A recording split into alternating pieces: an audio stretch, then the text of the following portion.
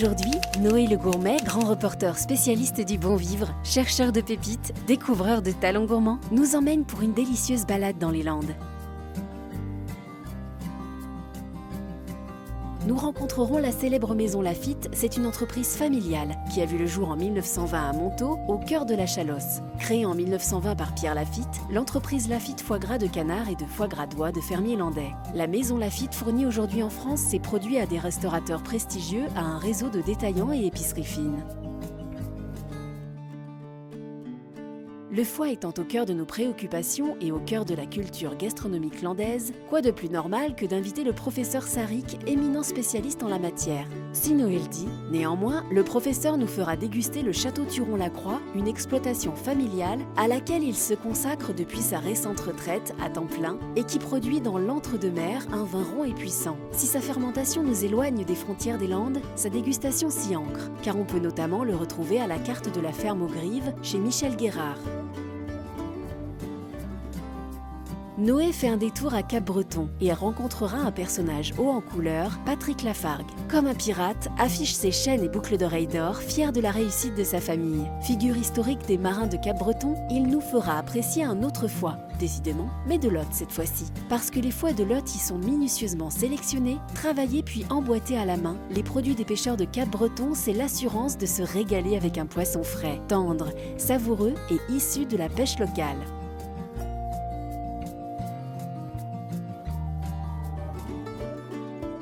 Nous ferons une halte au domaine du Douc, où les fermes Larère et ses plus de 1300 hectares ont lancé un pari un peu fou, cultiver un petit nouveau dans le monde du chou. Issu d'une variété ancienne de chou plat, chou doux a pourtant bel et bien le goût de l'inédit. Noé a rencontré un prince. Apissos, le prince noir de Biscaye, ce porc de qualité unique en France est le fruit d'un passionné, Gilles Pécastin, un éleveur hors norme. Nous partirons vers le domaine de Marquesto en Bar-Armagnac à Ontanx précisément, où nous percerons les mystères de la bande de l'Alambic. Nous poursuivrons notre route et nous nous rendrons au château de Bachêne, acheté en 1981 par Michel Guérard. Ce vignoble de 20 hectares réparti entre les cépages blancs, Sauvignon, Baroque, Gros et Petit Mansan, et les cépages rouges, Merlot, Tannat et Cabernet Franc. Le domaine produit 5 vins. Le chef triplement étoilé nous fera déguster son célèbre Barocco rouge. Nous irons ensuite déguster les recettes de la maison Lartigue et Fils. L'histoire de la maison Lartigue et Fils remonte à 1947 et à l'ouverture d'une boucherie traditionnelle à Dax, dans les Landes. Soucieux de proposer des produits gastronomiques traditionnels, René Lartigue a créé la recette inimitable du foie gras mi-cuit qui fera la réputation de l'entreprise au fil des années. Nous accompagnera dans cette aventure notre invité et fin gourmet Jean Bastia, célèbre d'Aqua, notre rugbyman, vedette vainqueur du tournoi des 5 nations en 1977. Et pour terminer ce parcours, l'inénarrable Michel Guérard, passionné, chercheur, découvreur et artisan, nous accueillera chez lui dans un lieu inédit fermé au public. Nous avons pique-niqué sur d'authentiques barriques fûts de chêne de sa distillerie au domaine du Meunier. L'Armagnac est la plus ancienne et prestigieuse eau-de-vie de vin de France. Au XVIe siècle, il était vendu en pharmacie comme médecine. À partir du XVIIe siècle, l'Armagnac a été élevé en fût de chêne. L'Armagnac possède une palette de cépages, tous différents les uns des autres. Le Baco contribue à la structure et donne des arômes qui demandent un long vieillissement pour exprimer toute leur rondeur, leur suavité et leur longueur en bouche.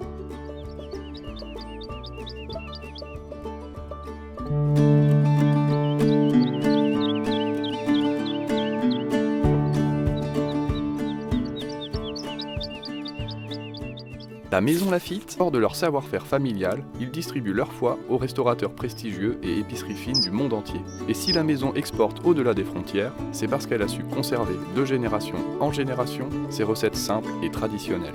Ainsi, de leurs mains, chaque foie est bichonné dans leur atelier, de quoi éveiller nos papilles. Ah, mais il est beau ce foie-là, N'est-ce pas? il est blanc, il est beau, il a de belles couleurs. La première fois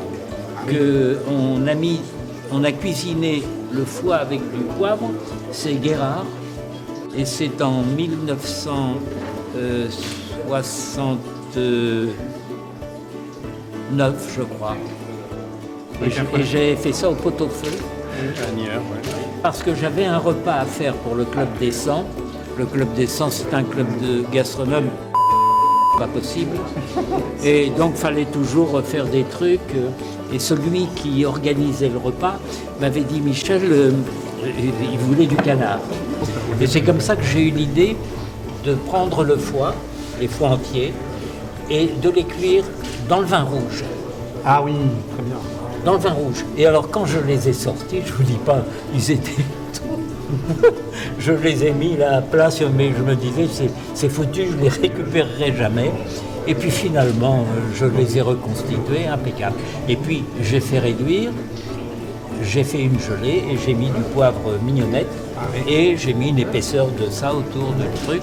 Et c'est un plat que j'ai eu l'occasion de servir peu d'années après à l'Élysée quand Giscard d'Estaing, monsieur Giscard d'Estaing, a remis la Légion d'honneur à mon ami Paul Bocuse. Saucisson de canard, saucisse du canard 100% canard, saucisse confite et magret séché. Magret séché, la belle rouge, bien sûr. Ça vous plaît? Oui, ça c'est bon, ça c'est... On va en manger d'autres, hein. Il y en a d'autres. Ça c'est du foie gras comme avant. Moi je m'excuse, mais... Les moulets de foie gras à conserve, absolument. Et pour l'origine du mot foie, interrogeons notre expert Jean Sarry, qui en plus d'être viticulteur du château Turon, est chirurgien spécialiste du foie.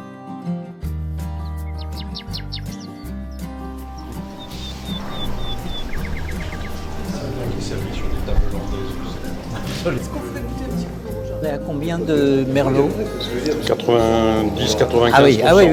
Il y a un peu de cabernet franc, mais merlot 100%, on peut dire. Dans mes recherches étymologiques sur le mot foie, ça veut dire... Parce que là, on a un maître du foie. Eh oui.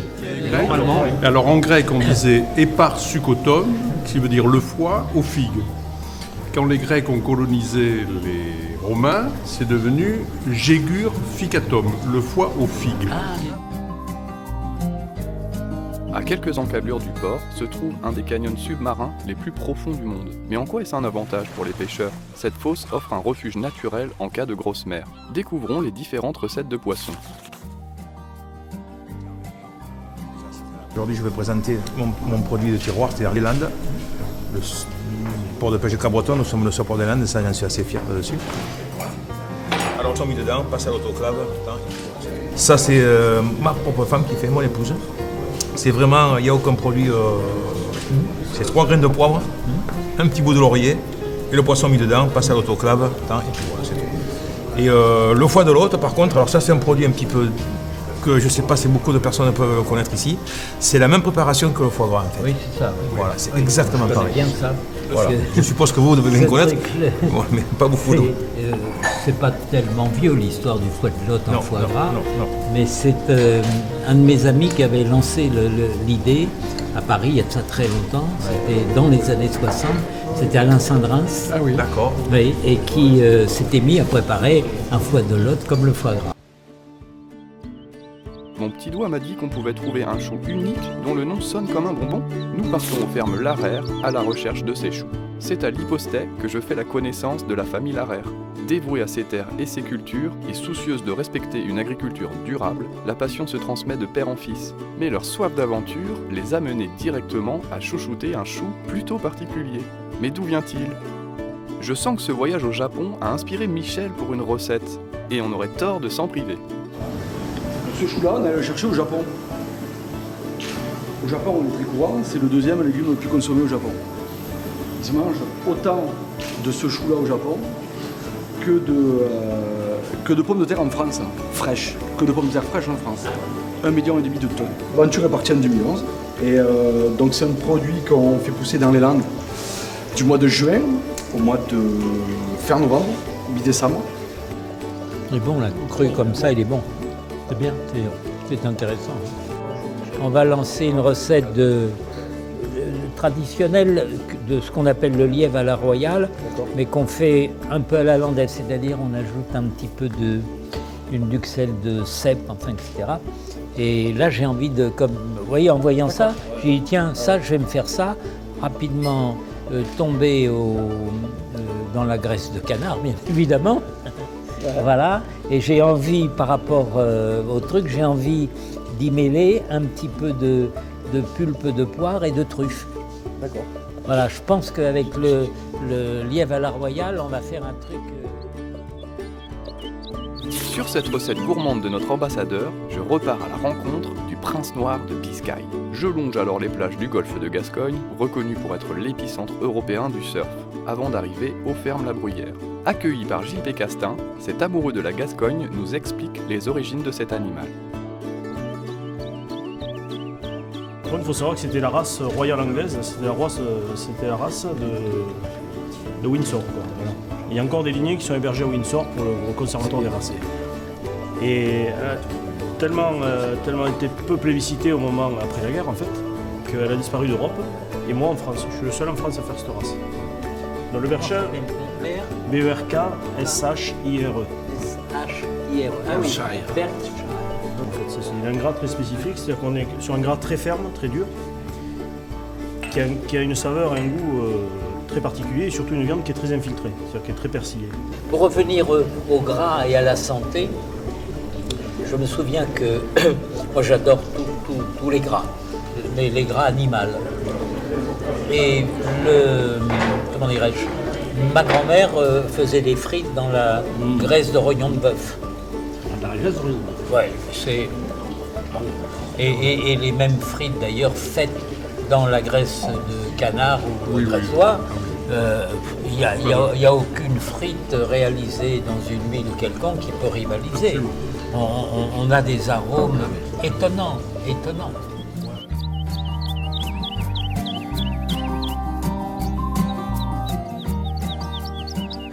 Sur notre chemin, nous rencontrons 4 amis, a priori que rien ne rassemble. Mais c'était sans compter leur passion pour le terroir landais. Une dose de passion, une volonté de perpétuer la culture landaise et celle d'innover, les a réunis pour créer leur Armagnac Marquesto et des cocktails apéritifs. Je suis tombé amoureux des Landes, et derrière ce nom se cache l'empreinte du torero de la bande. Et oui, Porta Gaiola est une passe de tauromachie. L'étiquette illustre le mouvement de la cape frôlant le taureau. Producteur d'Armagnac à la base, et on a fait un assemblage avec nos vins, notre Armagnac et des extraits naturels de fruits.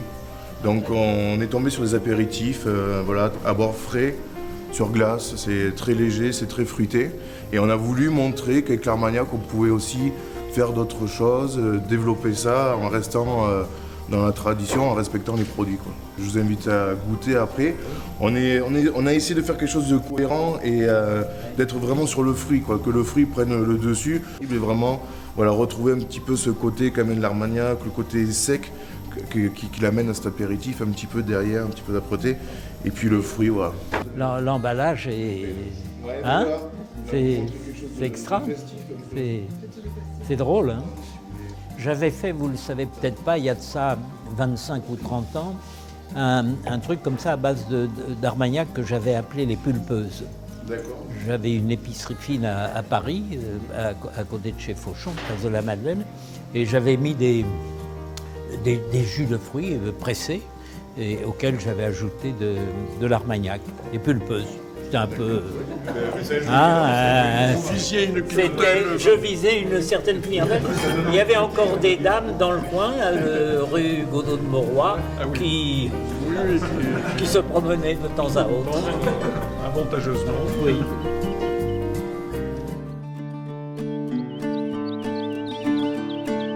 À 2 pas d'ici, nous nous arrêtons au vin de Tursan. Le château de Bachêne, construit au XVIIe siècle, est réputé pour sa production de vin de Tursan et la célébrité de son propriétaire, Michel Guérard. Situés sur la vallée de l'Ardour, ils exploitent 25 hectares de vignobles et produisent des vins rouges et blancs. Leur première bouteille a vu le jour en 1987. Aujourd'hui, c'est la Barocco que nous dégusterons. Je vais d'ailleurs laisser Michel nous le présenter, c'est lui qui en parle le mieux. Ah bah oui, est-ce que je peux vous faire goûter Barocco. Notre modeste vin? Alors, ça fait combien d'années que vous avez mis Barocco en bouteille? C'est récent, je crois. C'est récent, là. Celui-là est l'un des plus vieux, c'est le 2012. Oui, c'est un vin.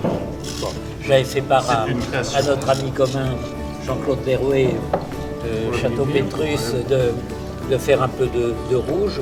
Étant dans la zone Tursan, j'étais un peu coincé par l'obligation d'y inscrire des cépages qui ne me paraissaient pas les plus adaptés. Enfin, en tout cas, bon, le vin, c'est un peu de la cuisine, hein, au sens noble du terme. Hein, mais j'avais envie de faire un vin rouge que j'aurais envie de boire, tout simplement.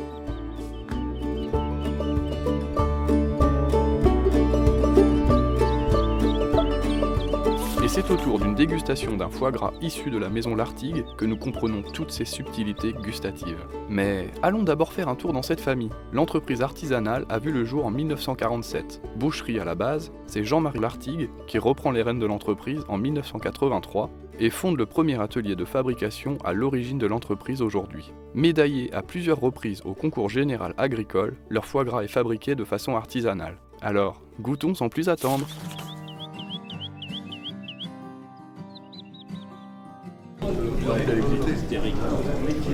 Et ça, ce foie gras, c'est quoi? Ça, c'est un foie poivre et ça, c'est un foie nature. C'est-à-dire, la différence entre ce foie nature et celui-là, c'est que là, on a mis du poivre qu'autour, on n'en a pas mis du tout à l'intérieur. Non, j'ai compris. Voilà. Oui, et ça nous permet, par exemple, de retrouver et le goût du foie et le goût du poivre. Parce que c'est un poivre vraiment quand même qui a un goût. Voilà, donc à partir de là, bon, on a fait toute une gamme de produits, bon, foie en poivre, foie bien d'Espelette, on a fait du foie à la figue, on a fait une figue confite, on a fait un pruneau à l'armagnac, et donc après, bon, on a fait une vomitataire. Le foie gras à la figue, vous le faites comment? On dit ça parce que... Oui. À la figue. Oui. À la figue. Oui.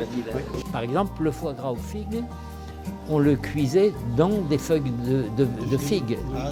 C'est extraordinaire. Ça communique le parfum de la figue. C'est passionné parce qu'il a la peau chez lui et tout. Ah oui? Chez lui, il ne va pas à la télévision, il fait des plats, il cultive des plats, il invente des plats. Avant que tout soit mis en œuvre au niveau de l'usine, tout est fait chez lui.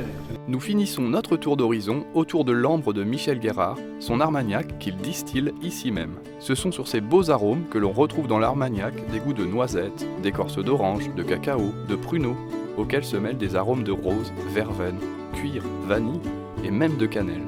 L'armagnac possède un gras et une rondeur qui exhalent le terroir. Messieurs, de façon à ce qu'on puisse écouter le glou-glou de l'armagnac qui tombe dans le fond du verre. Oh là. Merci. Mes amis, alors ça c'est du bas armagnac, c'est un hors d'âge, mais on a pris pour le composer 3 années différentes. Je ne connais aucun chef de gouvernement au monde qui a ce privilège de passer les quelques bons moments qu'on passe ensemble, non? Citez-moi un.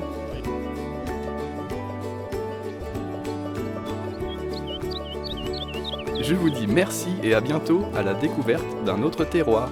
Merci à nos partenaires, les équipes de Monsieur Guérard, la décoratrice des boutiques Table Parisienne pour toute la décoration des lieux et création de l'ambiance.